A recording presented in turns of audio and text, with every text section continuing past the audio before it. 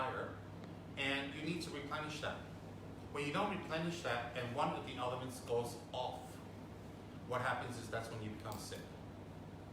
When you're exposed to unnatural elements all the time, then you are looking at long-term dangerous diseases. Cysts, what are they called?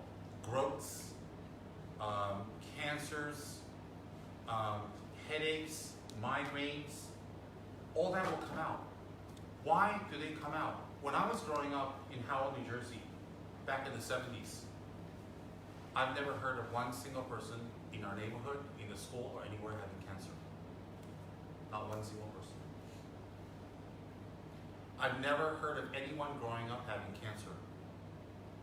And if you did hear about cancer, it's on the news, somewhere far in some city like New York, or somewhere far. Like this famous person has some kind of cancer. Even then, it was very rare to hear. Very, very, very rare to hear that. So these days, I get requests for people to do prayers all the time, and it's always something to do with cancer. So you have to remember something. Why is cancer on the rise?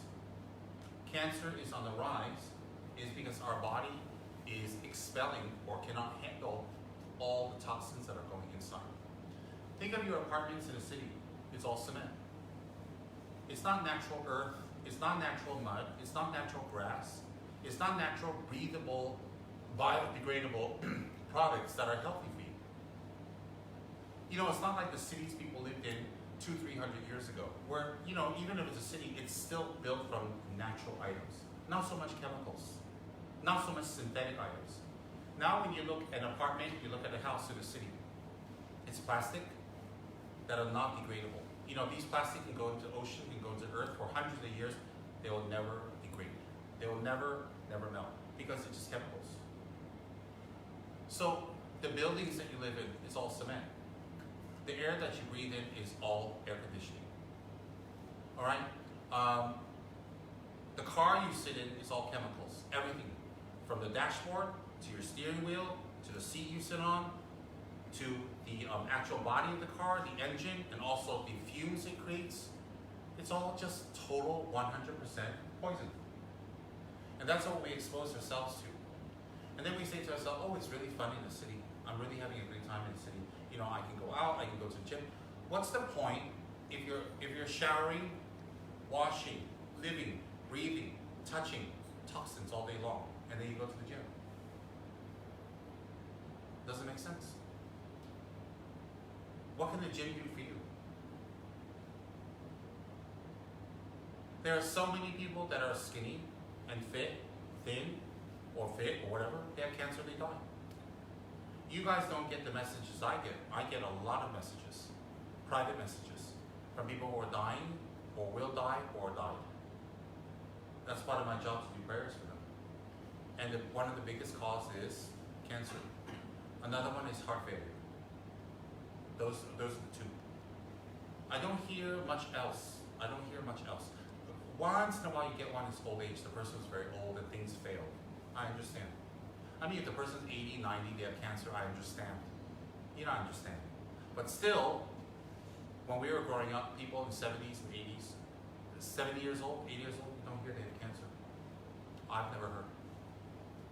Okay, I don't know of one person in our neighborhood, of hundreds of people, in our school friends, who died of cancer. That's when we were growing up. Then we started hearing more about cancer in the 80s, a lot more in the 90s, and now in the 2000s, it's just very common. It's almost like saying, oh, this person has the flu, this person has cancer. So where is that coming from? That's coming from your body telling you the environment you live in is poisoning you.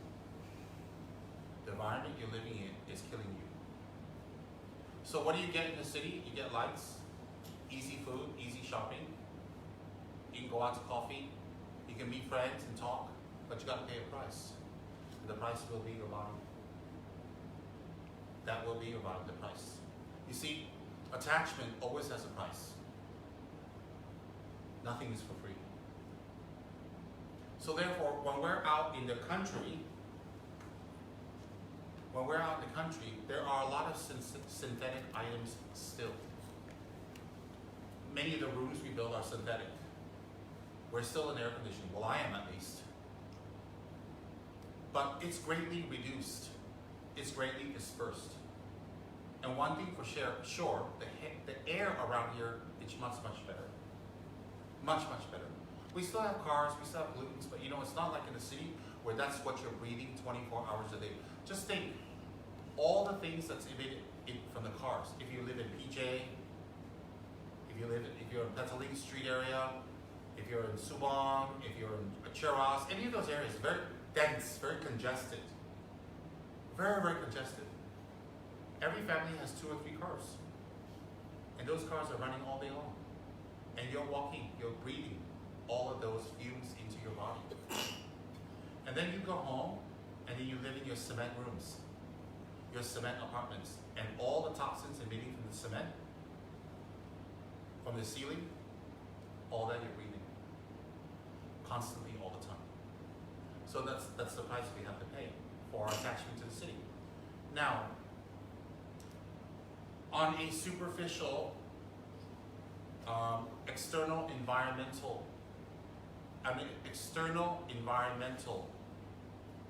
cause, that's what's giving us our diseases and problems and illnesses. But on a deeper, ultimate cause, of course, it's our karma. It's our karma to be born to be attached to the city. It's our karma to be born to be in a fresh air, in a polluted air, in a nice area, not nice area. To have our karma to be born with a body that's susceptible to sickness, susceptible to problems, not susceptible to sickness. We're born in a body that's very strong, not strong. We're born in an environment that we get sick easy, that we don't get sick easy. Ultimately, it is our karma.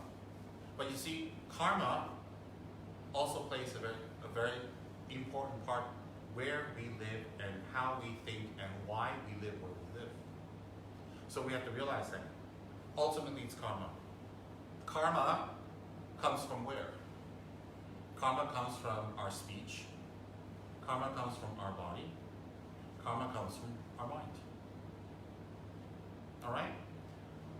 Now, is it possible for people like you and me to exist without creating negative karma? Even if we're in a room doing nothing the whole day. Pretty difficult. Why? As long as your mind is attached to yourself, I, me, myself, I, Da, Zin, holding on to the self. As long as you're holding on to the self, even if you're not doing anything physically, you're not saying anything, you're still creating negative karma. The karma is the mind. What karma are you creating? A very subtle I, me, I, me. So you're creating that on your own, just sitting there. Otherwise, unless you're a Buddha, we all create karma. So what happens is, when we create this karma, depends on how strong our I is, how strong our selfish mind is, how strong our holding our mind, holding ourselves, the selfish mind is. So why do I say different words? Because people have different understanding. It's the same meaning. I'm just using different words. If you want to use a technical word, it will be holding on to the non-existent I. So I think a lot of people wouldn't understand that. So we just relabel that as selfish mind, holding on to I. Now, when we hold on to the I, whether we like it or not, we create negative karma. All the time. For example, some of you might be in shock. Some of you might be surprised. But I'm not making up these rules. I'm not making up the karma. Karma is not made up by me. But one of the best ways to create karma is to have a family.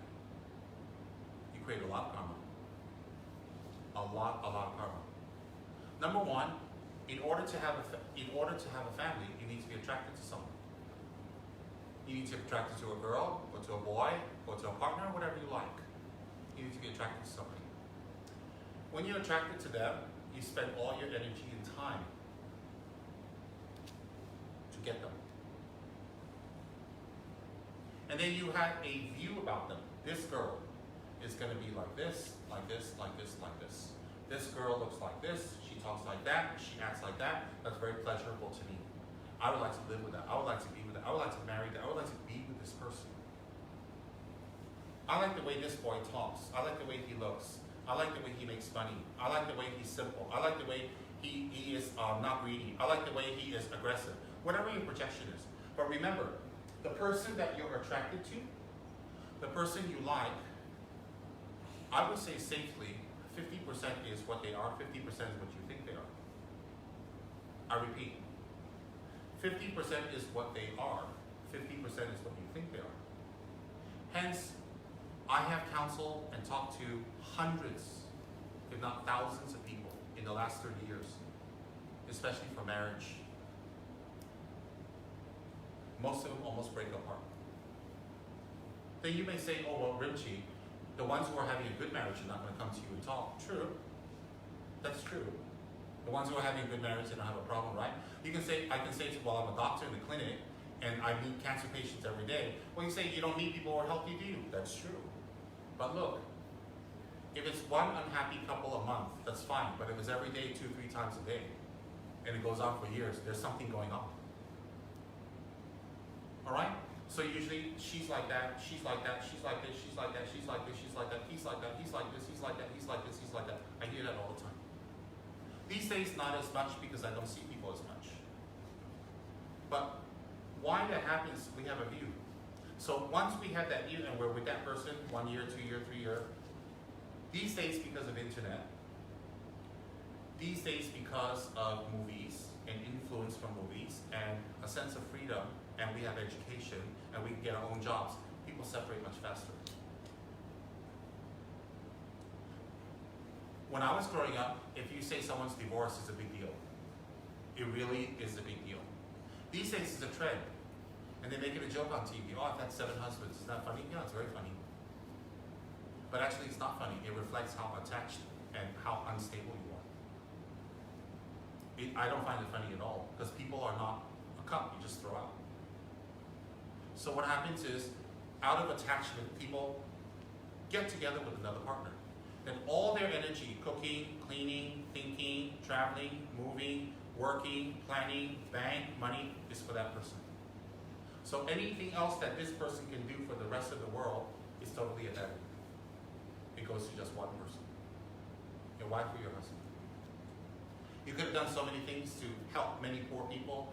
You could have done so many things to help animals. You could have helped the environment, saved the planet, spirituality, history, whatever. You can do so much.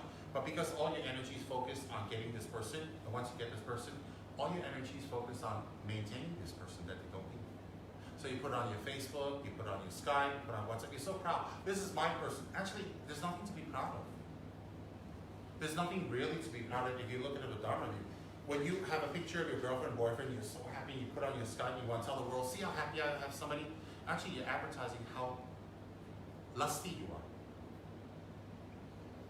how attached you are, how silly, how plastic you are. In your whole life, that's all you can get. Just this girl, just this wife, just this boyfriend.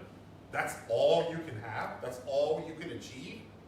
Look, dogs mate every day. Dogs have husbands and wives every day. Birds have husbands and wives every day. Bears, cows, they mate every day. What's the big deal? What are you, a cow? So I see people like, they put pictures of them and their girlfriend, they're, wow, I'm so good. I have a girlfriend. Wow, someone, she's so pretty. Well, wait 10, 15 years, see how pretty. Let's see how pretty you are. Because, you know, it's not that she's not pretty, it's not that you're not pretty, it's a projection. And if you're marrying somebody because they're pretty, you're not going to last. Because you're not marrying them for that, you're marrying them for what you think they are. If they're pretty, they must be beautiful inside. If they're pretty, they must be smart. If they're pretty, they must be compassionate. If they're pretty, they must be practical. If they're pretty, they must be a good person. So if they're pretty, the inside must match their pretty face. So wow, that guy's so handsome.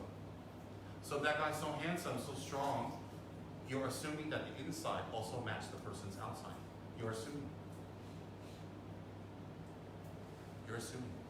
That's why when you watch movie stars, like such a beautiful girl, and she plays in these series as a good wife, as a good mother, and then off the screen, you find out she's sleeping with everybody.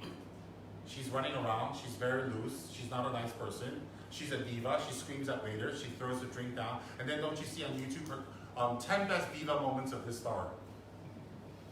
And then when you look at it, you go, huh? Like that? Yeah, that's how the person really is. But what you don't realize is that you say that that person's like that just because they're beautiful. You say that's how they're like because they're beautiful. That's not how they're telling you they are. You're not wrong, you're not bad, you're not good, you're not evil, you're nothing. You're at a Halloween party, whatever you see is just a mask. Just think of life as a Halloween party. The party never ends. Some come as a fairy princess, some come as a ballerina, some come as a knight in shiny armor.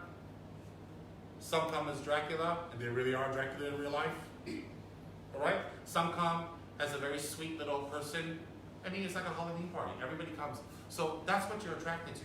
When you're attracted to someone or something, you're not attracted to what they really are. You're attracted to what you think they are.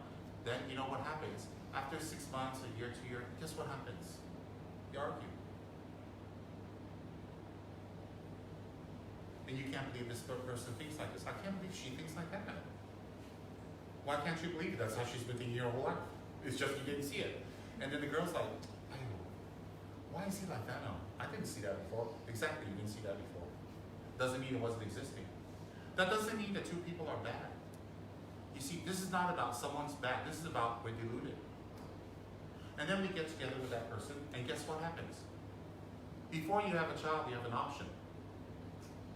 Maybe I can go back and get a refund. You turn them back, have a nice refund.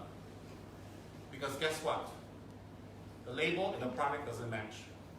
That's our problem, that's not their problem, isn't it? They want who they want. You know, some of us are impulsive shoppers. After we buy, we go, why did I buy that? A lot of us are impulsive shoppers. As long as it looks good, it feels good, and it smells good, we take it home, and guess what? The next morning, doesn't look, smell, and feel good anymore. Then, once you have the kids, oh, I'm so happy. Wow, I have a kid. People have been giving birth and having babies since the beginning of time. That's a big miracle. Oh, God gave me this baby. God didn't give you a baby. Your sperm and her egg gave you the baby. Laugh. What did God give you a baby? Your baby comes out, you're retarded, one eye, no teeth. God gave you a, yeah, he gave you this to learn how to love. What? There's all kinds of weird things people say to cover up the problems. And then once you have the baby, it's like, oh, I got a baby. What's a big deal?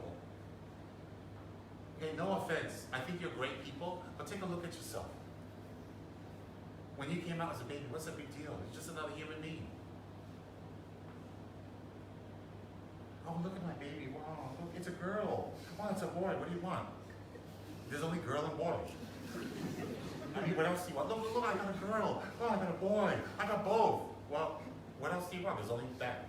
And once you have the baby, then the wife's look starts going away. No more sleep. Gotta feed the baby, maybe breastfeed, maybe bottle feed. No more rest. Becomes irritation. She doesn't get up to make her breakfast anymore. And the next time you go, you feel romantic, she said, no thanks, I'm too tired, I was up the whole night. And then the husband, hey, you can't keep switching jobs anymore. You can't just be happy and go lucky anymore. Now you gotta work and save money. Because you know what? Gotta feed the child, feed the child, feed the child. Put to school, put to school. Gotta buy clothes, buy clothes, buy clothes. Oh, gotta feed them. Gotta take them to doctor. And if your kid comes out okay, you're fine. They grow up, they're a monster, they're selfish, they don't respect you, they're not nice people, they're into themselves, they don't have a good relationship with you, you wasted your whole life. Oh yeah, you wasted your whole life. Your kid grows up to be a monster, you wasted your whole life. You know why? You created another person to go out in society to hurt other people. So why are you proud about that? Why are you proud that your kid is selfish? Why are you proud your kid is materialistic? Why are you proud that your kid is into money, into Star Hill, into branded things, want to travel, want to have good foods, want to look good, want to go to the gym, want to be sexy, want to get surgery? Why are you proud that your kid is like that? There's nothing to be proud of. And if your kid is selfish, not nice, mean, nasty, you wasted your whole life. Because this is all you produced. This is all you did your whole life. Okay? It doesn't make you a bad person. It doesn't make you an evil person. And I'm not judging or condemning anyone. That's just the facts. Well, how about if your kid comes out nice? Great. Comes out nice, saving the world, helping the world, maybe grow up and be a great person, scientist, and a doctor. See, that's wonderful. That's wonderful. And that is possible. But that person's still not released from samsara. That person's still in samsara. That person still has attachment. Alright? So, then when your kid gets older and older, as they get older, your freedom becomes less. Even if you're super rich, and you can have 10 nannies and 10 butlers to watch your kids, your freedom becomes less because the guilt is there. As the kid grows up, becomes more spoiled, becomes more rotten, wants attention, wants love, is screaming for the mother, screaming for the father, doesn't see them. And the kid grows older, all they're interested in is money, money, money, handphones, jewelry, going out, parties, hair, clothes, party, travel, that's all they're interested in. And as you watch this kid grows up, and that's all they're interested in. Because you were too busy going to parties, you were too busy going out and having a good time. The guilt, the sadness you feel will also be in a prison. You'll make you into a prison. You'll be in a prison. And then once you have the kid, what are you celebrating? You go to the zoo, baboons have kids. What's the big deal?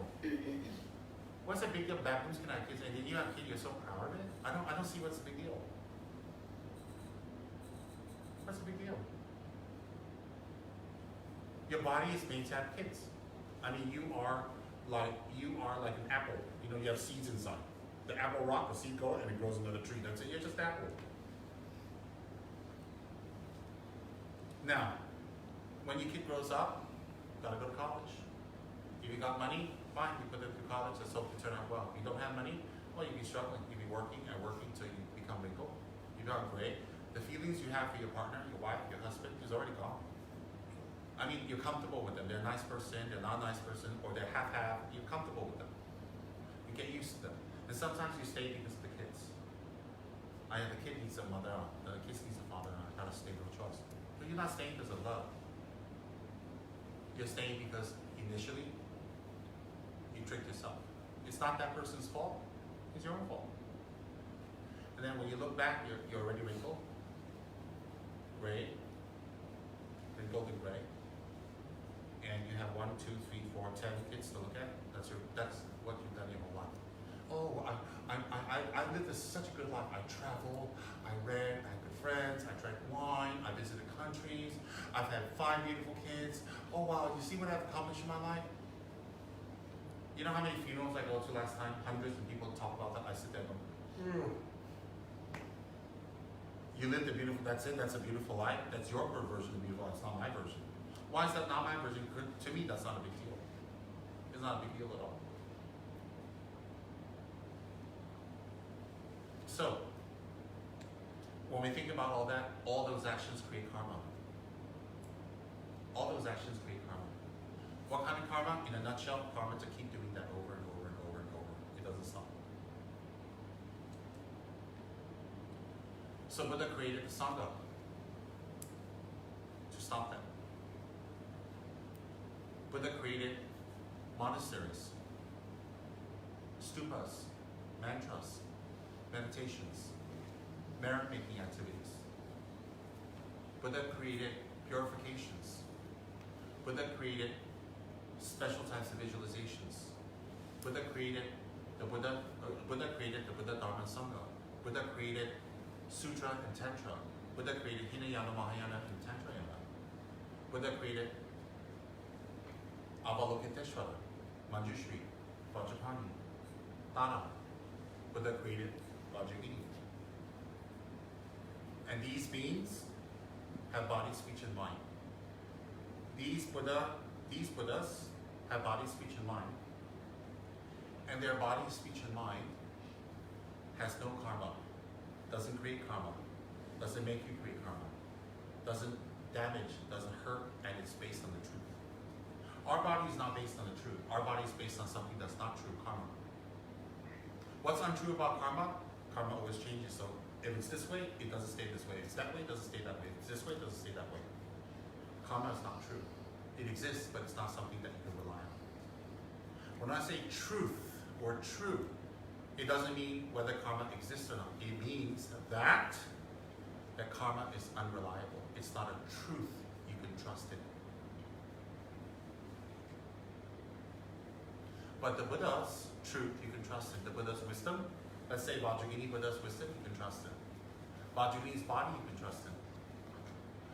Vajrayana's speech, Vajrayana's practice, meditation, you can trust in. Because if you go to her today, tomorrow, you're in a good mood, you're in a bad mood, you go to her next year, next lifetime, previous lifetime, she stays the same to benefit you, to help you, to purify your karma, to purify your body, speech, and mind. What does purify body, speech, and mind mean? Purify the body, speech, and mind means this. All of us, me, you, we have karma of the body, speech, and mind. It hasn't opened yet. For some of us, it just takes a trigger. It will open. For some of us, it open, we go crazy. For some of us, it open, we get cancer. For some of us, it opens, we get a heart attack. For some of us, it opens, we lose our fortune. For some of us, the karma opens, we become unstable. So when karma opens, you will experience something. Nobody in this room doesn't have karma.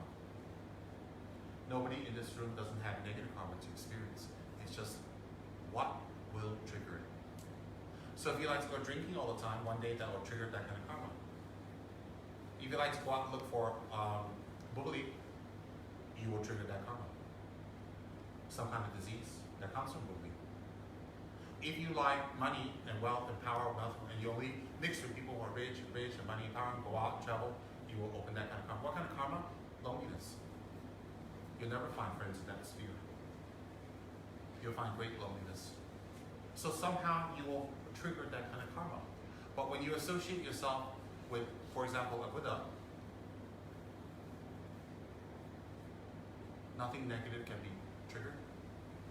Nothing negative can be collected. Nothing negative can be opened. Let's say Cynthia was a mass murderer 10 lifetimes ago. So she's got the karma of having murdered people. So that karma will come back to her body somehow. Pain, or people around her giving her pain, or her always experiencing some kind of pain. Now, if she associates with people out there who are harmful, that drink, go out, attached, she will open that karma. If she associates with Vajrayana, she associates with Sangha, or her guru, or highly enlightened beings, or the Dharma, it won't open that karma up. And if it does open that karma, it will be purified. So let's say that Cynthia goes out and has parties every single night, goes to the gym, goes out, has parties, enjoys herself, stays in the city, talks to friends, talks about money, talks about relationships, has bully. She does that all the time. That will lead to opening the karma that she's collected from doing all that for many lifetimes and the negative karma. But let's say Cynthia every day does 50 prostrations to Vajrayana, circumambulation around Vajrayana, living in a place that's near Vajrayana, living in an environment that learns about Dharma, living in a place that learns about transformation, change, developing compassion. And you know what happens? Definitely Cynthia in her previous lives has done very good stuff too. Definitely. We didn't only do bad things, so that will trigger the good things to come. When the good things come, she will collect more positive karma in this life to even create more positive karma. So what happens is this. I always give this example. Let's say this room, this huge room, is filled up to the brim with water. Even if you put one bottle of completely black ink inside, you won't see it dilute. So if you collect this much positive karma, the negative karma will be diluted and purified. But if every day you're attracted to bully, money, going out, party, fun, convenience, city, talking, just traveling, just wasting your time, it's like this whole room is filled with black ink. The whole room. And then you go to your Dharma center and you recite Om Mani Padme Hum for one day. You do a fasting retreat, 8-vow fasting retreat, Mahayana vow fasting retreat, right? But every day you're out there in the city or wherever, it can be the country too, fulfilling your attachments. Then you go do Om Mani Padme Hum. It's like taking, this whole room is filled with black ink, And one bottle of clear white water you pour inside. Is this going to get clear? That's it. So every day, please think to yourself. Every day, are you in a big fish tank filled with black ink, pouring 1 cup of water in? Or are you in a fish tank with clear water, pouring maybe more clean water and a little bit of dirty water in? Which one are you? Real monks, real nuns, real practitioners, they're like in a fish tank with white water. And they pour in a little black water, a little clean water. Because, you know, even if they're monks and nuns, they're not with us yet. I'm not with them. I still collect negative karma. I still am a normal person and I collect negative karma. But because most of my day is not occupied with attachments. Most of my day is not occupied with attachments. So I don't live in a fish tank with black ink. Does everybody understand that example? I'm not putting anyone down, oh, Rinpoche's a monk, so I'm pure, I'm perfect, and you're not. That's not the point. That's not what I'm saying. I'm giving you just a simple example. Okay? So once you get married, you have kids. Wow, you watch the movies, you watch Western movies, you watch Hindi movies, they're the best. It's even greater than becoming a Buddha. Till the honeymoon's over. Yes, till the honeymoon's over. And the kids come. And your wives gain a little weight, your husbands gain love handles, the wrinkles start coming, the bills, the pressure, you're not so young anymore, you gotta pay bills, your kids are screaming. Then you're gonna say, what am I doing? Sometimes your wife wake up and look at you in the middle of the night, why did I marry that? Why? Do you know, I'm not kidding you, every single married person I've asked in the last 1 year, you wish you were not married and have kids? They said to me, yes, I wish I never got married. Every single person I talked to quite a few, because I'm very subtle. You happy you're married? I'm very subtle. You know my style, very subtle. I talk very sweet. I go around and I butter them up, warm them up first. And I just, the minute I meet them, you happy you got married? No. And you know what? Once they get over the shock that a monk is asking them such a private question, none of his business, then they say, actually, I wish I never got married. I said, why? He said, well, my wife is a nice person. My husband's okay, but I just wish I never got married. Why not? It's not what I thought it was. Everyone, not 9 out of 10, every single person. So what's this teaching about? Don't get married? No. No, that's not what it's about. This teaching is not about don't get married. Now some people are very clever. Oh, we don't get married, we won't have kids, how the human population die off of.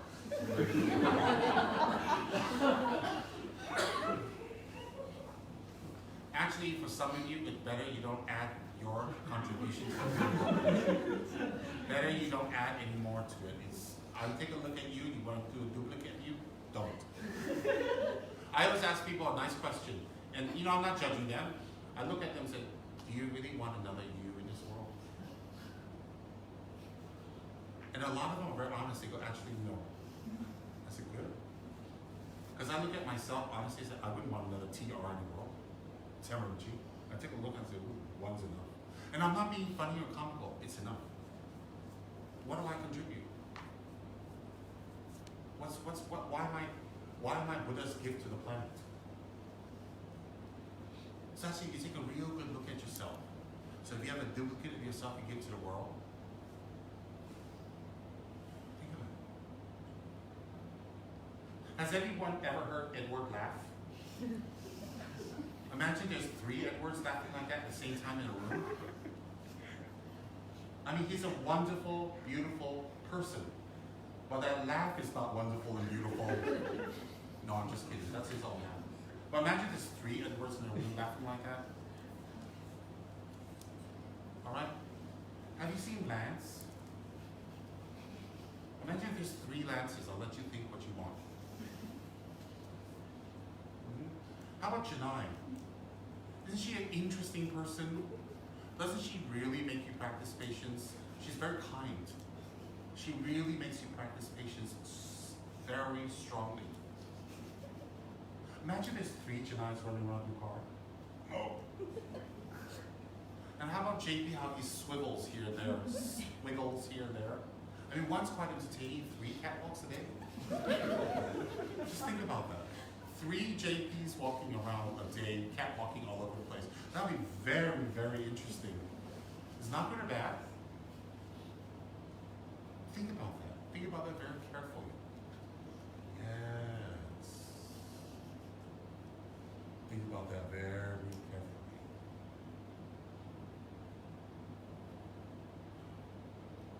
Imagine 3 temperaments. You gotta hear this 3 times a day. Oh, hey, you'll be all Jewish after this. I'm converted to Judaism. Not another top-down attachment, please. Can you imagine 3 scary temperaments running around wherever you go? Hey, let's talk about your attachments. I'll talk at dinner because I don't get up early, and I'll have another temperament to talk to you at lunch, and then at breakfast. Would that be neat? And then and the temperament hit the don't be attached drum. Don't be attached. Don't be attached. All day long running around the park. Just imagine that. With that, I mean, karmically, dharmically, and guru devotionally, like saying, oh, that would be so beautiful. Like someone like her, you know, she's like, oh, everything's so beautiful. You can bomb her, and she'll see something beautiful. Thanks for purifying my karma. You know, Sharon, she's all airy, very happy. Everything's wonderful. She's a wonderful person, don't get me wrong. But everything is wonderful to her, everything. You know, you go out there and you go next to her and you cut off Wai's head. Maybe that person has a reason. Let's all play for Wai. Maybe your karma is up, you know? Well, I know that person's insane. They cut off your friend's head and they're a criminal. They should go to jail. You're nuts. I'll pray for them and I'll forgive them. She's like a resident Mother Mary Tara here. She's a sweet girl though. She's sweet. Very nice. And then, you know, imagine.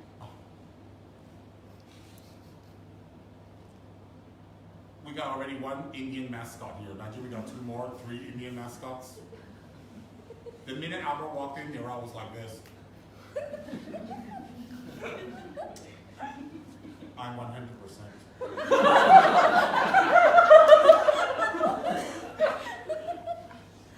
He gave Albert a really dirty look. I'm 100% pure orange juice. You're diluted. So don't you try to take over my show. And don't you stay here tonight. We like you at Petaling Street.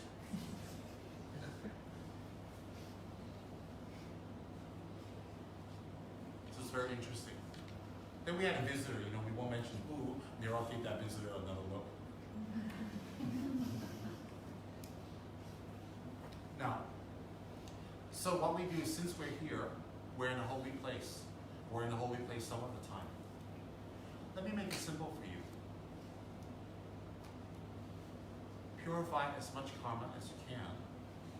Collect as much merit as you can while you're here.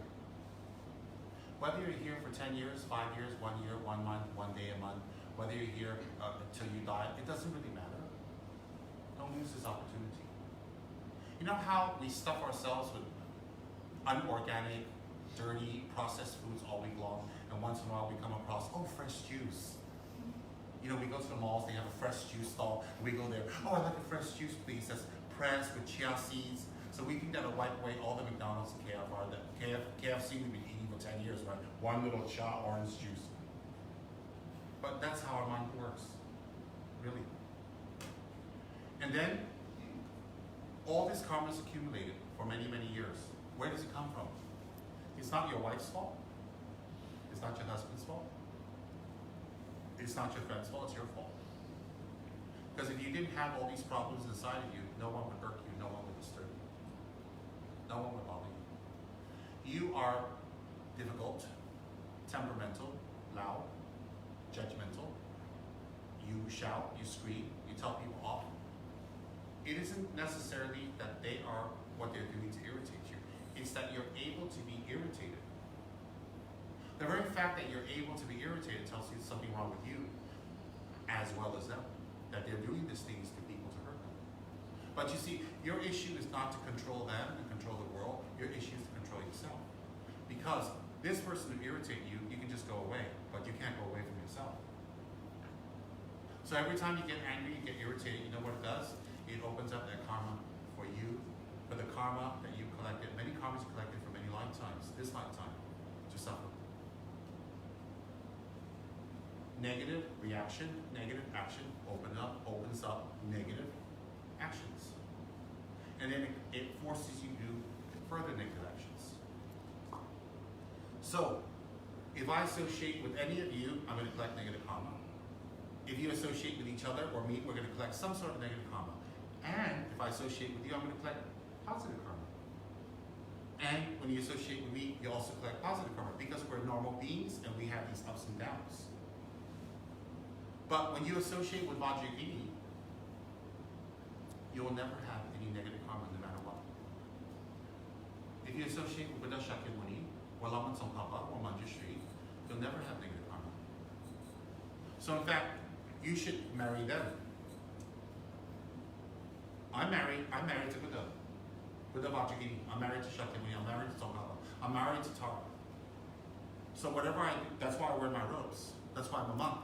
So when I'm married to them, my marriage and my relationship and what I do in my marriage is very different than other marriages. The things I do with them creates positive karma.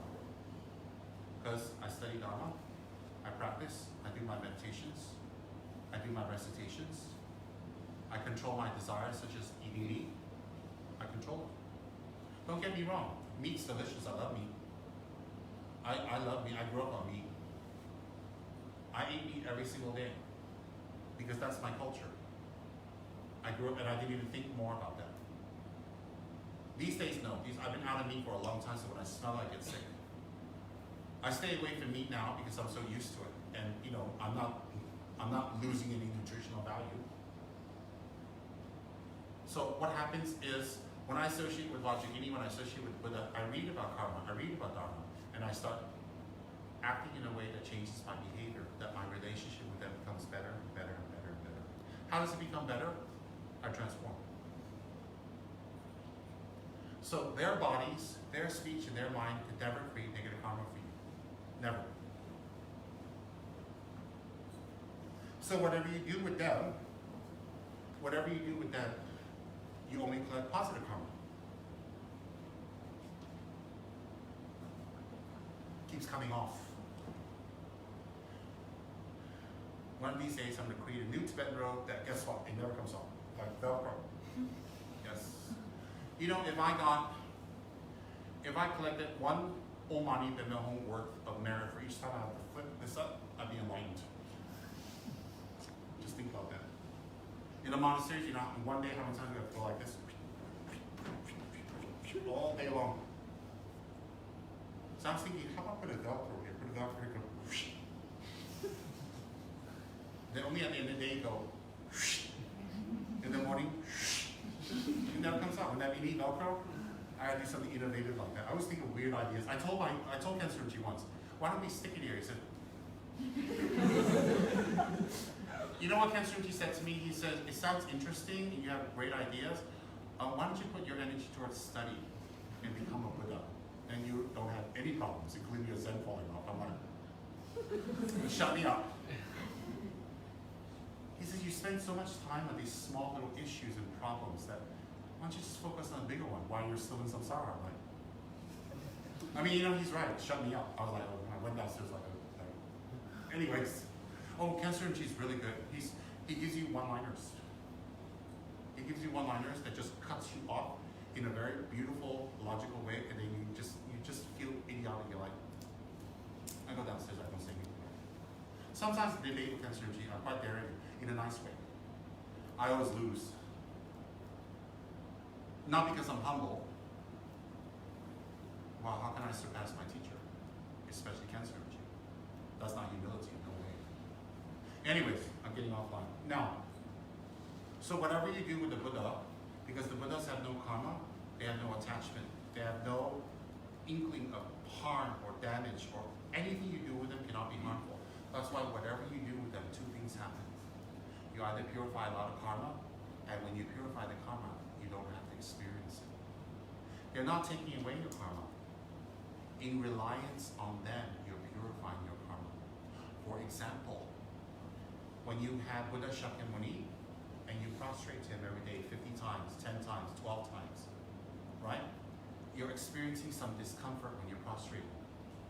That feeling of discomfort is purifying the karma instead of it gathering together and you feeling discomfort all in one shot. Everybody understand? Yes. Who likes to do prostrations? Certainly not me. I hate prostrations.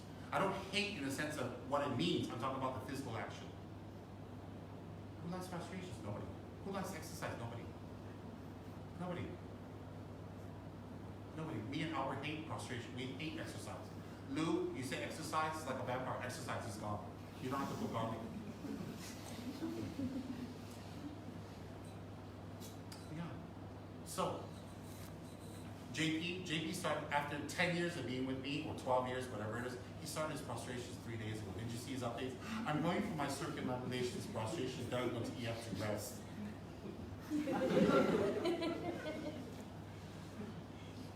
You've seen that on the thread, haven't you? I was like, in the 10, 12, 13, 14 years that I've had the pleasure to know JP, I've never heard of a day he's going to prostrate or circumambulate. JP circumambulates around his toilet. He prostrates to his aftershave cologne.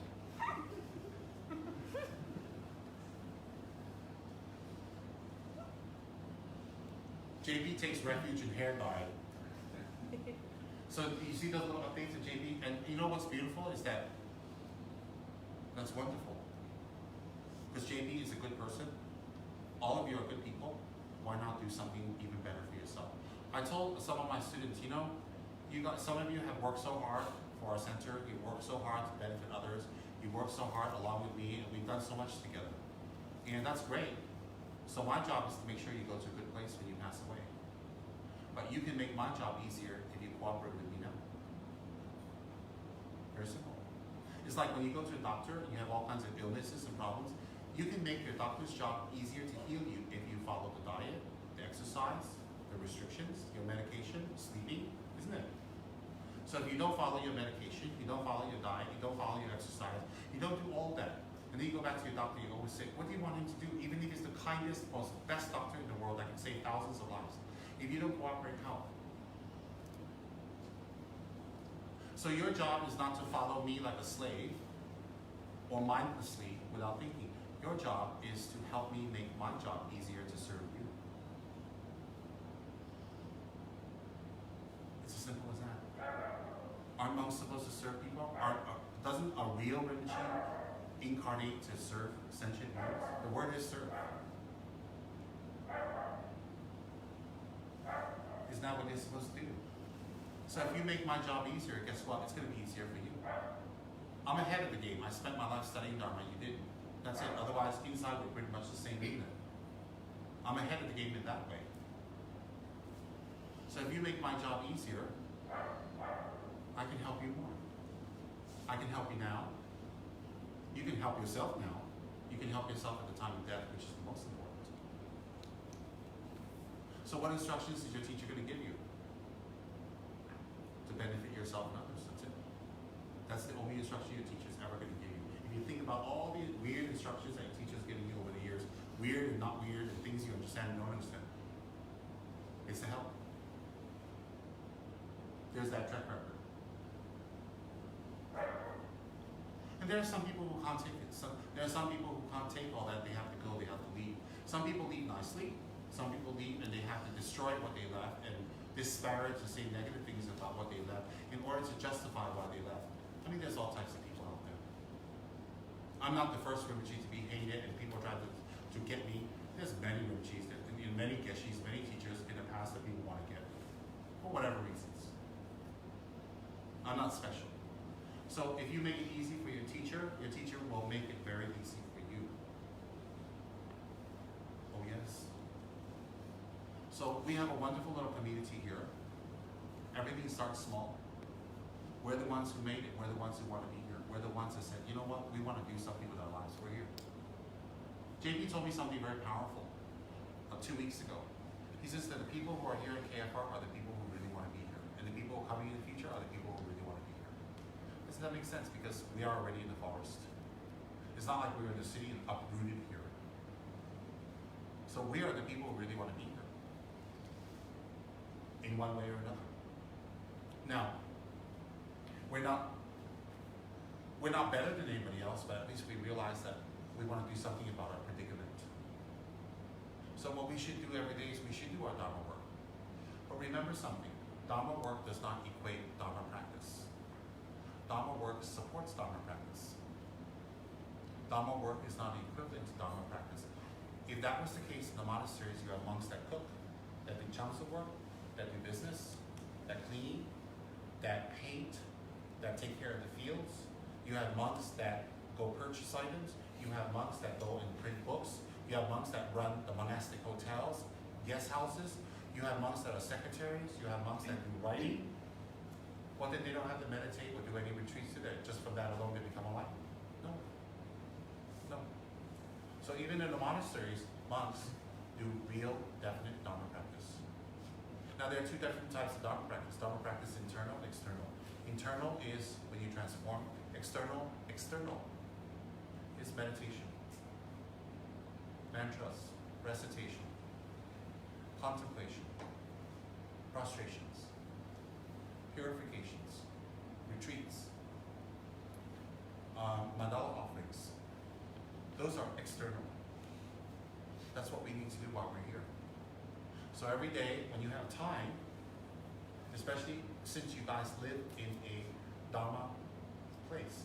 This place we have genuine statues, we have genuine stupas, we have genuine holy items here in Kichara Forest Retreat. They're not made up, they're not fake things, they're real. I mean, the holy Manjushri statue, the holy Tara statue, they're real, they're really holy. We have a beautiful prayer hall, we have a beautiful Vajrayana stupa. The stupa wasn't made from McDonald's and we just put it together and this looks good. It's got real holy stuff inside. It was done gradually, it was blessed by the correct people.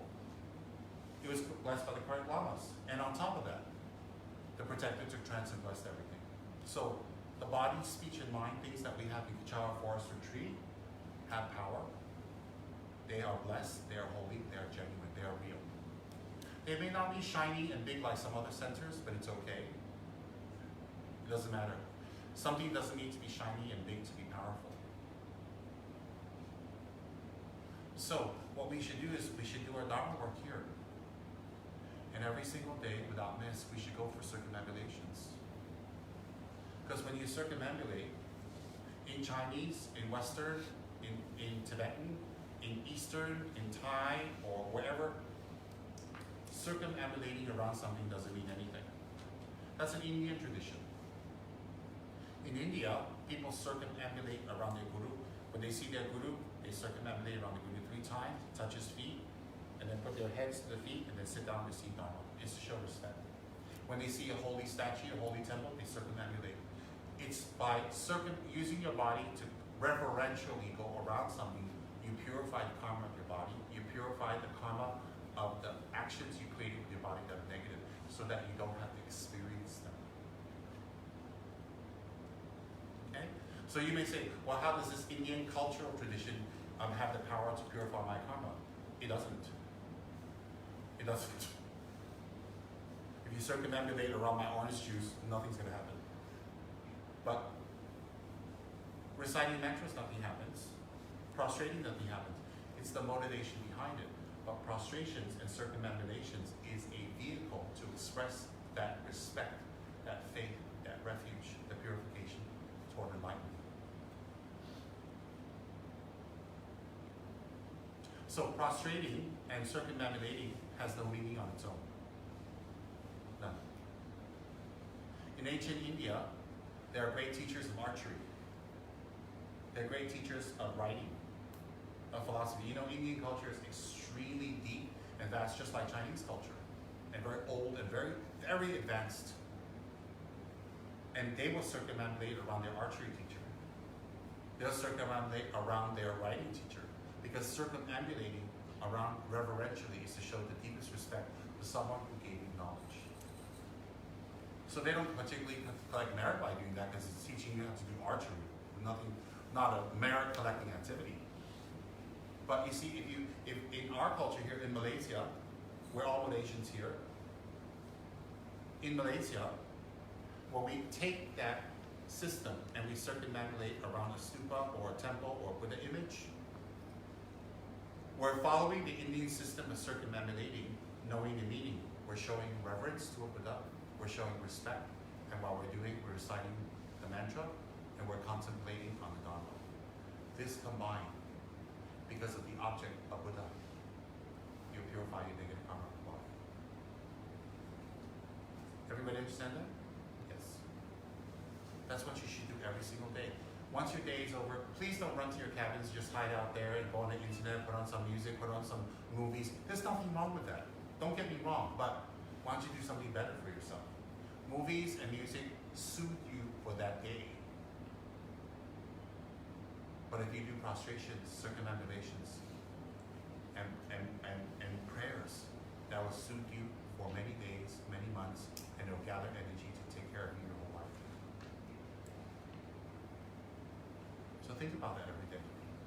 So the other day I gave a short teaching to a small group, which I told them to share. We're going to print it out on what we should do. What everybody should do is simple. Every single day, recite refuge. After that, the 4 immeasurables. After that, recite the 35 confessional Buddhas. If you have any questions, you can ask Pastor Niral. You can ask Pastor David, Pastor Janai. We have a lot of people here who've got a lot of knowledge. And you can recite the 35 confessional Buddhas, and then you go for your prostrations, you go for your circumambulations. You should go every single day. And if you're very, very tired, because some days we have a lot of extra work, then just do 3. For what? For the consistency of it, not to miss out. Then if you have to go to KL Saturdays or whatever, or Sundays, when you come back, do double or triple to cover. Why do you do that? It's not that you're a bad person. It shows that you're very conscientious about your practice. Take your practice seriously. Yes, take your practice. It's like when me and Albert, we miss a meal, the next meal we eat double. Because we're very conscientious about not missing our meal. So me and Albert, we eat double to make sure that, we didn't mess up. Once in a blue moon, some of my subsidiary sadhanas, not the main one, my subsidiary sadhanas, I miss. Because I'm so exhausted. When I'm doing it, I fall asleep. The next day I do double. There was one time I did triple. That day I did my sadhana 3 times over. It took me the whole afternoon. 3 times over just to cover, just in case. Why? Because that's the most important thing to me. That's what's going to liberate me. Yeah, I can miss out on anything, not my sadhana. Because that's a promise to my group. If I promise something to my wife and I miss it, it's bad karma. We disappoint someone. If I miss something and I break my promise to my husband, it's bad karma. You disappoint someone, or your kids, or a friend. But if you break your promise to your teacher and they have to remind you, the karma is very heavy. The karma is very heavy. Why? Because of the benefit the teacher has in your life, or the potential of it. That's why we don't break our promises to our teacher. And in the process, you learn discipline. Now, every day you should go for prostrations. If it's raining, do it under the cover. You should do prostrations every single day. You should do circumambulations every day. Please make excuses to go. Find a reason to go. If the worst that happens, it's good for your body, it's good for your joints, to go for that walk. So physiologically, it's wonderful. Psychologically, it's beneficial. Spiritually, it's very beneficial. And you rejuvenate your 4 elements. Because when you're here in Ichara Forest Retreat, it's fresh air. It's all green. It's all natural, clean. You're rejuvenating. You're rejuvenating your beautiful, precious bodies that you only have one. So if you're not going to take care of this body, don't think you're going to get another one in your next few lives. Because you know what? You didn't appreciate what you had. Why would you create the karma to have another one? Why would you?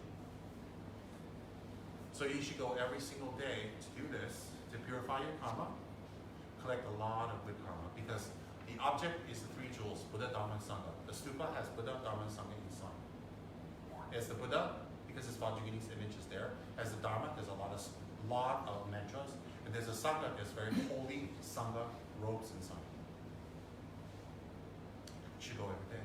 You should challenge yourself sometimes. walk from here to Medicine Buddha Hill up to Nagarakshasa. Circumambulate, recite mantras, come down. And if you can go with a friend or somebody, don't talk, don't gossip, recite mantras. What mantra should you recite when you're walking and circumambulating every day? The 35 Confessional Buddha's names. Oh, very powerful. Just reciting their names purifies. One of the 35 Confessional Buddhas is Nagaraja, that's next to the Lajana, the Buddha that's sitting there like this. That's one for purifying. I put that there for us to purify our karma, for me, for you to purify. So that Buddha you see there is Nagaraja. So you should recite the 35 Confessional Buddha's names. If that's too much for you to remember, or it's too difficult, it's okay. Then you can recite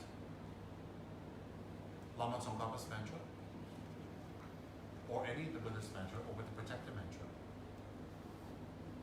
or the mantra of emptiness, to realize emptiness.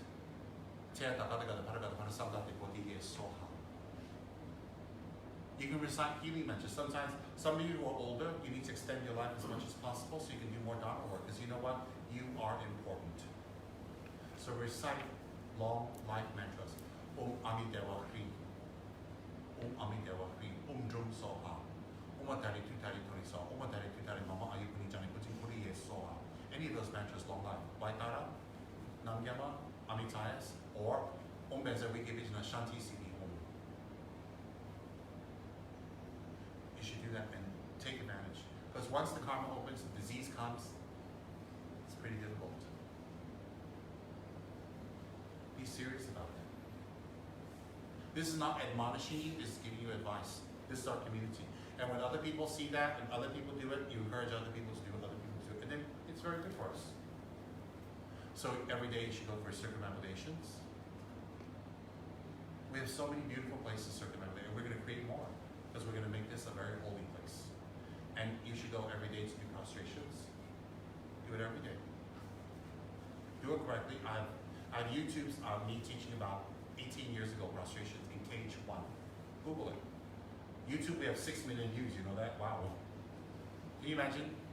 Our YouTube videos have 6 million views up to today. Wow, that's incredible.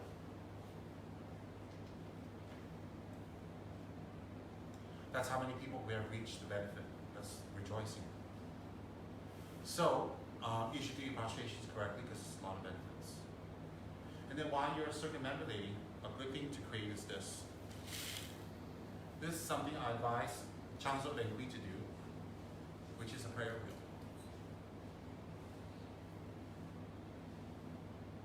I'm not going to go into the history of it, where it started, how it began, all that. You can Google and look that up yourself, so I don't take too much time tonight.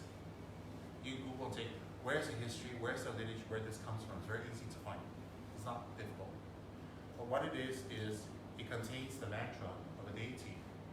So a mantra of deity represents their speech, their body, and their mind. Because the meaning of the mantra is enlightenment. It's the speech of the Buddha. Speech and mind creates body. So every day when you circumambulate, I told Changso Benkui to please get more of these so our members can collect even more merit. So she's done that. That's wonderful. A prayer wheel should not be put on the floor. If you're prostrating or you have nowhere to put it, you can put it on the floor on something clean. It should not be used below the waist. So you're always above the waist. Above the waist. So you don't sit there with prayer like, hey, look at this, I can do it below my knee. All right, so it should be above. It can be used with your right hand or your left hand. It always turns clockwise. You can have a big one. Some of these old Tibetan ladies, they're like 2 kgs, and they have these 20 kgs to stick there like, wow. They're very strong. JP got a tiny little one. He did 2 times on my arm. Tired. Yeah, you do get tired after a while. You got to get used to it. Yeah, but JP took the smallest one, the teeny one, you know, and he was sitting there going, oh, I'm so happy. He doesn't very happy. You ever see when we need to move things, JP moves back while the man moves forward? JP is unique. I don't know what my life would be without JP. less fulfilled for sure. So you always turn it clockwise. And what is this? This has the mantra of the deities. Oh, it's always sealed. So this one, usually you put Om Mani Padme Hum inside. So I thought, if we can put Om Mani Padme Hum, why don't we put any mantra? So what I did was this. Many years ago, in the US, Khadra Saramji, at my request, wrote down Vajrayanini's mantra. I asked Saramji, can you please write down Vajrayanini's mantra? He looked at me, he said, okay. So he wrote it down. So I folded it and I wore it. I wore it as part of my chakra for 20, 30 years. Wherever I went, I wore it. Because Saramji wrote it. And so we had that reproduced into mantras to put in here. So it's been rolled. So this one has thousands and thousands of Vajrayani mantras written by Saramji. All right? And it's on paper that doesn't rot in humidity. You know, Bentong? Bentong, everything rots. Everything. Everything except the ego. Everything else rots. You ever noticed that? The ego is really better than non-recyclable plastic. It never, ever degrades. It's biodegradable ego. All right? So it's got that inside. And what happens is we put Vajrayani's mantra inside. It's packed. And then we put protector's string inside. And then it's sealed. And then yesterday, for the current 100 that we got so far, I blessed it last night. I did a special Vajrayani ritual with a few people, and I blessed it, consecrated. I don't have power, but Vajrayani's Tantra does. So last night I blessed it completely. It's holy. When you're not using it, put it in a high place. Or Tibetans do this. You can put rice here or whatever. You don't have that, you put it on your desk. Okay, never use this to beat up people that get on your nerves. It's not a blessing. It doesn't help. So next time Edward has that weird, creepy laugh, you're not blessing. But you can bless people with this. You can bless your pets with it. Be careful, this is sharp, so you can put something here that's not sharp. Cover it. You can put something to cover it, no problem. Some ornament, some cloth. You can do whatever you want. And some people even make it from silver to put a lot of jewels because it's an offering. Okay? I'd rather not, because then I'll be worried if it gets stolen, then I lose the whole purpose. So what happens is if this falls off, then I'll find out what's going to happen. I need divination. Nothing, just put it back on. Things fall apart. Things fall down. Not everything has an omen or a meaning. You know Chinese? I'm reading to my mama, but how everybody going to die? My family finished? How's my business? What about my pet? What about me? I said, everything's over. Your mother broke, everything is over. Really? How? I said, if you repair it within the next 2 days, everything okay. Really? Everything okay. If this falls off, just put it back on, nothing wrong. Your bad karma dissipated. So when you go for a walk, take this with you. Do you know why? If there's 500 mantras inside, right? This one has more than 500. There's 500 mantras inside. One time you recited 500. Isn't that great? You tell them that you don't have to recite anymore. You just do once, your sadhana's finished. No, it's not like that. You collect the merit of 500, but you still got to do your sadhana. Like if you promise your guru, you have to do 100,000. You have to do 100,000 Vajrayani mantras that year, right? You're very clever. You do this. Okay, 2 days. I'm not. No la. You collect the merit. Don't be sneaky. You guys understand? So just collect the merit. This is Vajrayani's merit. Isn't it fabulous here? You guys can circumambulate around Vajrayani Stupa. You guys can prostrate to her statue. You guys can use your prayer wheel to recite a mantra, but you yourself can't recite with your mouth. It's very secret. So that's what you should do. So every day you should take this one. It's available at vajrasecrets.com. Because when I was in the mood, Kichara Paradise and Naropa's Cave wasn't around, too bad. So it's available at vajrasecrets.com, the best online Dharma store on the planet, on all 9 planets. Yes. And all the profits go to supporting the wonderful, beautiful, hardworking writers that we have here. Yes. You ever notice Henry loves you guys? He walks in, goes straight to his room, he walks out straight, goes straight out. He looks left and right. I don't know. They're kind of interesting group. So what you should do is every single day, you should get one. Touch it to your head and think, may I gain bodhicitta, realization, shunyata. May I never be separated from Vajrayani.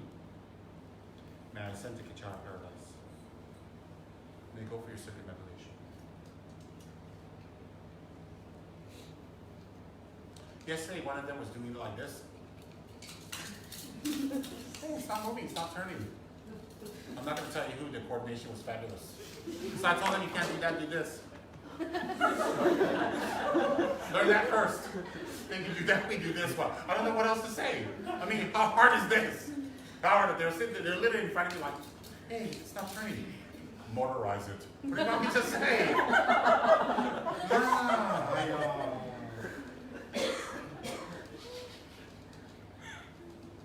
Like that. So sometimes if you forget, it goes the other way. Oh, am I going to go 3 lower rounds? No. Vajrayogini knows that you're a little bit off. She will for you. So you go this way. Then when you're done, put it away. So maybe you have a bag, you make a special bag for this. This is quite sharp. Make a little bag for this. And you put it in your bag and carry it. If it breaks, replace it. What's the big deal? You can bless animals with it. If you do it a lot of times. In Tibet, people do this for years. And this they use is seashell, this white part, because it's something that holds from here to here, so it gives it like a brace, so it doesn't go to the wood. It's either seashell or they put ivory even. Of course, we don't want ivory. They put here, right? And sometimes it wears it out, and this one becomes thinner and thinner, flatter. Then they replace it. The old one that's been used, people wear that as an amulet. Because it's considered very, very blessed, because it had hundreds of thousands of mantras absorbed into it. So this one itself becomes very holy. Okay, so every day, recite your prayers from here, circumambulate, do this. Why am I doing this for you guys? We're here. You know, last time the cage is going to be pretty hard. What are we circumambulating? What are we circumambulating? The wet market. There's nothing circumambulating the city. Here we have so much. That's why I put this here. So here, get Kichara Forest Retreat. Do your best to get one. And some of you like to drop things, you know, have you seen people? I know people, I'm not gonna name their names, but they're in this room. You know, it's like, it's on the floor, they still drop it. I'm like, how do you do that? It's amazing, it's on the floor, and they still drop it. And I'm like, it's a CD. It's an undiscovered CD. So this one you drop, everything opens, everything rolls down the hill, and I'll just stand there and go, buy a new one. Karen doesn't want you to buy it. She's going to get her own supply. Hers are better. Hers are not sharp. She didn't say no. I even asked Vajra Secret's staff last night, where are you going to display it? Never mind, I won't finish that one. Too much competition in the room. Yes. So the ones we had last night, it's been consecrated. Any questions about this? So don't take it into the bathroom. If you absolutely have no choice, really, I mean, you're stuck, you have to go, take it in. You have no choice, I mean, what to do. Don't take it into the bathroom. Put it on a high place, try not to put it on the floor. Don't throw it. Don't hit things with it. Try not to drop it. It is sacred mantras. Okay, and what mantra is inside of this? What mantra is inside this waking? That's right. And it's written by who? Alice? Yes. It's written by Kajasarji, who is Vajrayogini and Hiruka himself. So this is not ordinary. Kajasarji Chinata. Ipalo Yatinamutta. So it's Vajrayogini's mantra.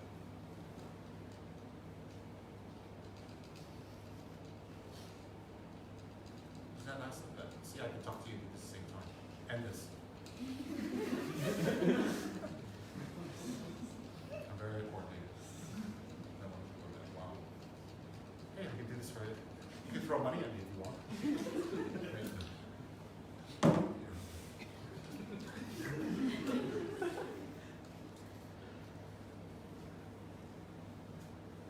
So this is designed for you to collect merit. Don't put it on the floor. Don't hit things. Try not to drop it. If it breaks, replace it. And recite mantras with it. And whatever each time it turns, you collect the merit of reciting that mantra.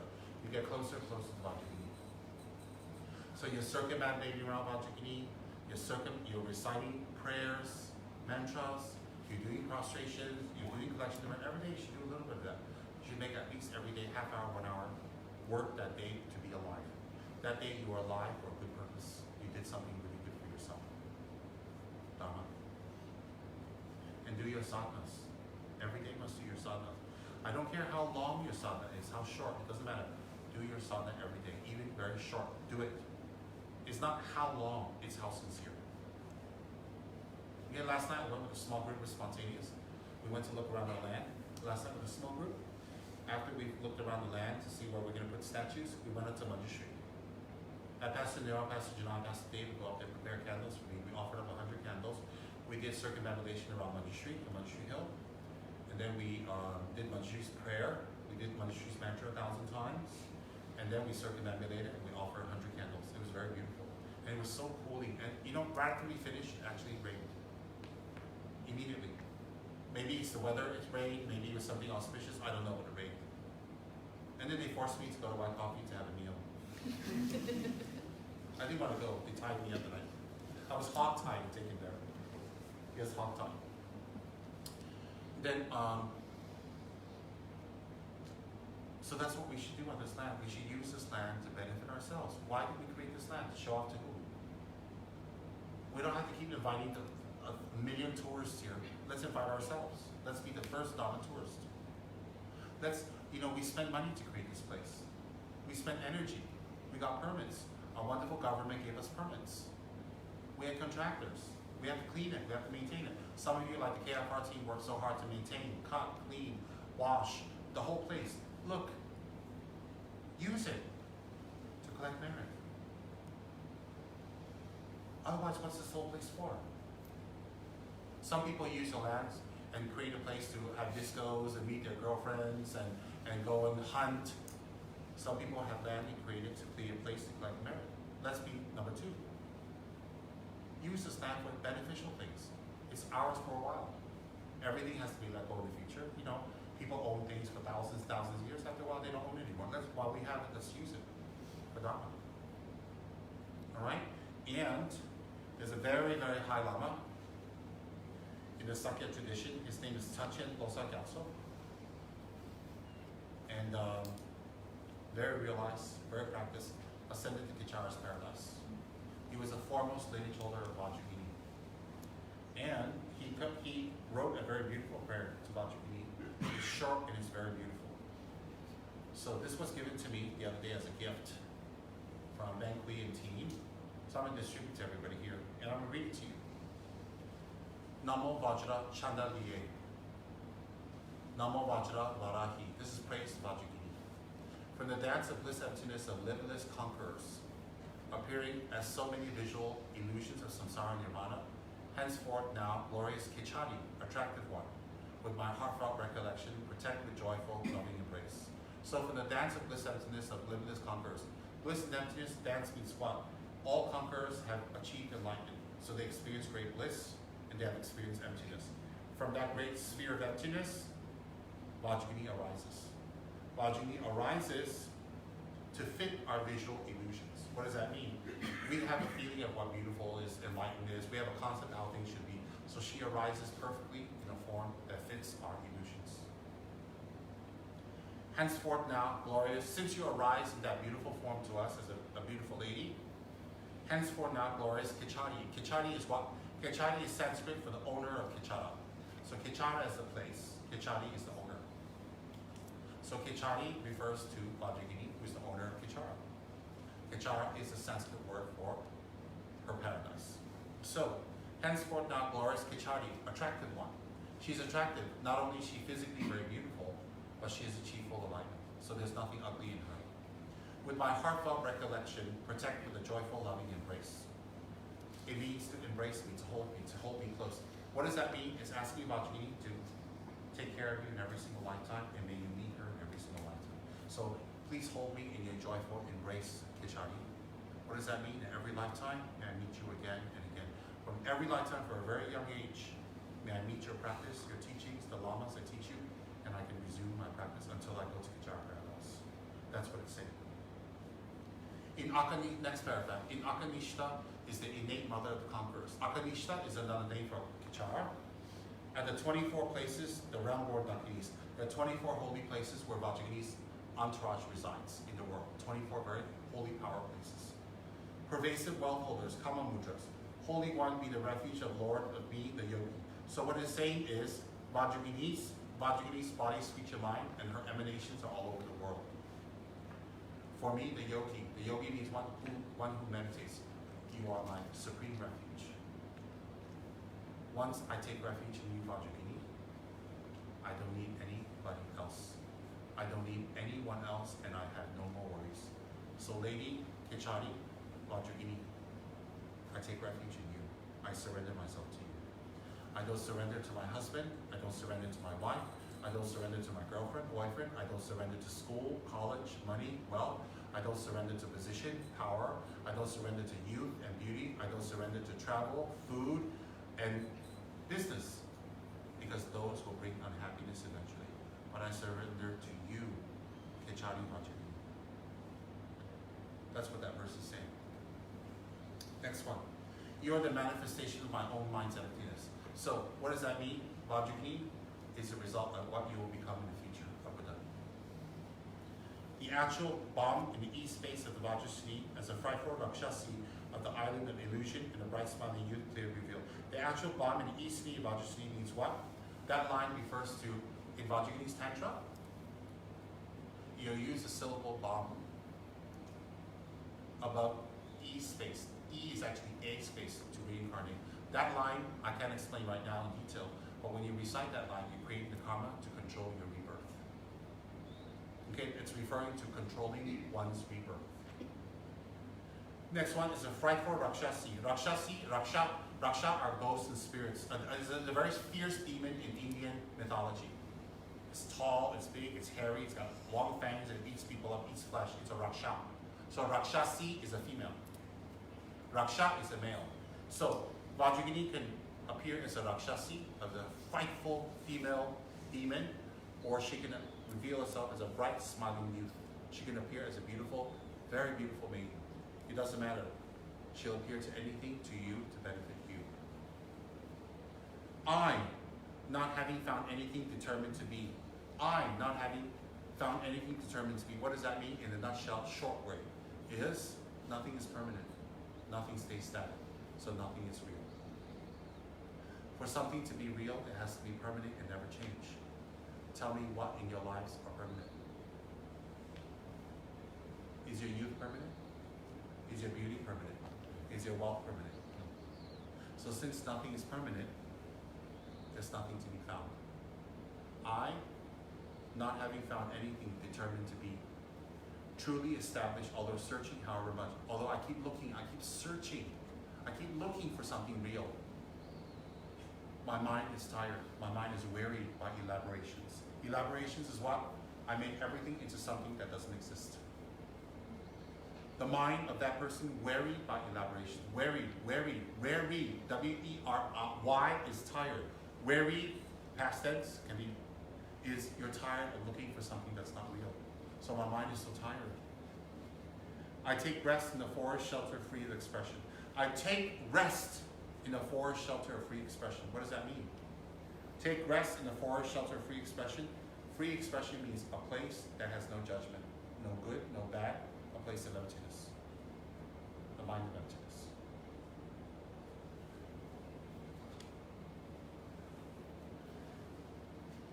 Take one and pass the rest to everybody. Take one and pass one to everybody. Behind you. Small thing, do quick. Okay, flip it to the back and read it. Keep this well in your sadhana book, okay? This is a prayer to Vajragini. You're allowed to recite it every day. It's written by a very high Vajragini lineage holder. Did you guys get it in the back? Here. Hello, show me. Come on, quick. Okay, everybody got one? Good. Extra, just hold on. Everybody see, I not having found anything determined to be. I not having found anything determined to be means what? Nothing is permanent, nothing is static, nothing is real. Beauty is not real. Wealth is not real. Power is not real. Marriage is not real. Children is not real. Being single is not real. Traveling is not real. Not traveling is not real. Being poor is not real. Being sick is not real. Being healthy is not real. Being beautiful, not beautiful, all is not real. Truly established, although searching, because I'm always looking, I'm always searching for something, I'm always looking for something. The mind of that person wearied by elaborations. That person's mind is tired from elaborations, tired. Without Dharma can become bitter. Take rest in a forest shelter, free from expression. So you take rest in a forest of free expression. What is that? The mind of emptiness. Vajrayogini's mind. Emma. Now Dakini arise from space, from the Sri Hiruka, king of tantras, protect by the truth of saying. Accomplishment is through reciting the excellent near essence mantra of the Vajra Queen. So Emma is an expression of joy, of happiness. Emma ho. It's an expression of spontaneous expression of happiness of hearing the Dharma. Emma. Now Dakini. Who's the Dakini? Vajrayogini, Vajra Dakini. Vajra Dakini or Vajrayogini is not a normal Dakini, she's an enlightened Dakini. Now Dakini who? Vajrayogini. Arise from space. Come forth. Emanate, come to me. From Sri Hiruka, king of tantras.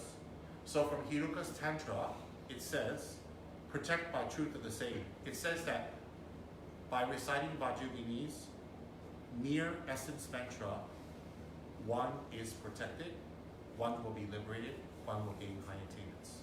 So it says here, protect by the truth of the saying. What does protect by the truth of the saying mean? Simple. In Hiruka's tantra, it says if you recite Vajrayogini's near heart mantra, near essence mantra, you will be free from samsara, you'll be liberated. So by reciting or relying on Vajrayogini, you'll be free. Who promised this? Hiruka.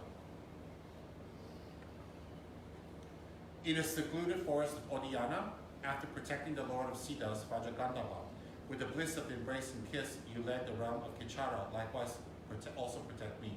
So in the forest called Odiyana, the great Mahasiddha Vajragandhava meditated on Vajrayogini.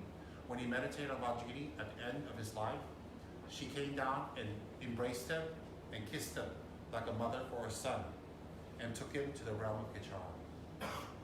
So we're saying, please do that for me. What you did for Vajragandhava, Vajrayogini, please do for me. Please do that for me. Please love me. Please embrace me. Please hug me. Please take me to Kichara paradise. Next one.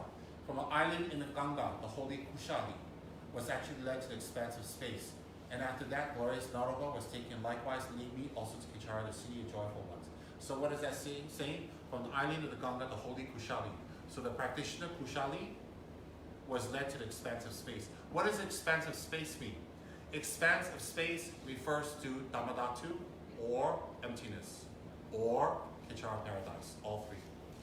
Why is it the expanse of space? How can the space be expansive?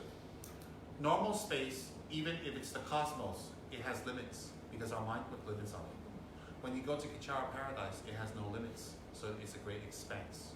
It's a space that has no limits, so therefore it's an expanse of space. Basically saying you're free, you're liberated. No more constrictions, no more jail, no more stuck. Through the compassion, and then said, so you did that for Kushali, you also did that for Naropa. Please do that for me, Vajrayogini. Just like what you did for Gandhapa, Kushali, and Naropa. Please do that for me. Through the compassion of the root and lineage gurus, so by the great compassion of our guru who teaches the Dharma, and by the compassion of our lineage gurus who taught our Dharma to our guru. So our lineage gurus taught to our guru teaches to us. Through their great compassion, and that's one. And by the superior swift path of profound ultimate secret tantra. So by the power of tantra, which is swift, with the power of unusual attitude, and myself with good attitude, with the attitude of compassion. I the yogi, you, that's you, I the yogi, may I quickly see the smiling face of the joyful one Kichari. So by the blessings of my guru, the blessings of my lineage gurus, by the blessings of tantra, which is very fast, by the blessings of my good motivation, which is to benefit others. By the power of these three, may I see your smiling face, Kichar. So by those three powers, may you ascend to Kichar paradise. All right? This is written by the great Tachin, and I think Pastor David Lai has a blog post on it. Is it you? Yes. Okay, there's a beautiful blog post called Tachin Losakatso. It's on temerchi.com. You guys can go there and read about this great Mahasiddha and know why this prayer is so powerful. So keep this prayer with you. Okay, I ask you to recite this every day and from your heart. Maybe some of the words you don't understand, but it's holy. It's like every mantra you recite, you don't know the meaning right, but it's so good. All right? So this is a little gift for you guys. Now, any questions about what I talked about?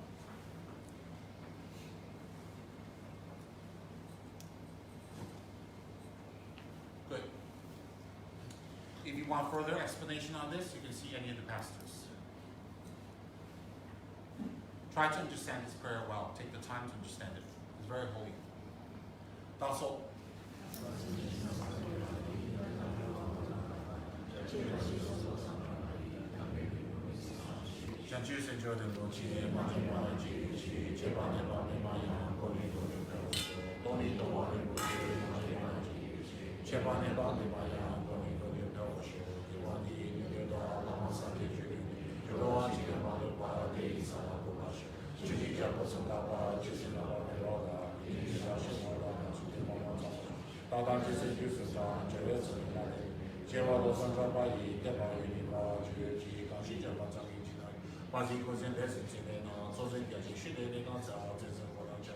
Charles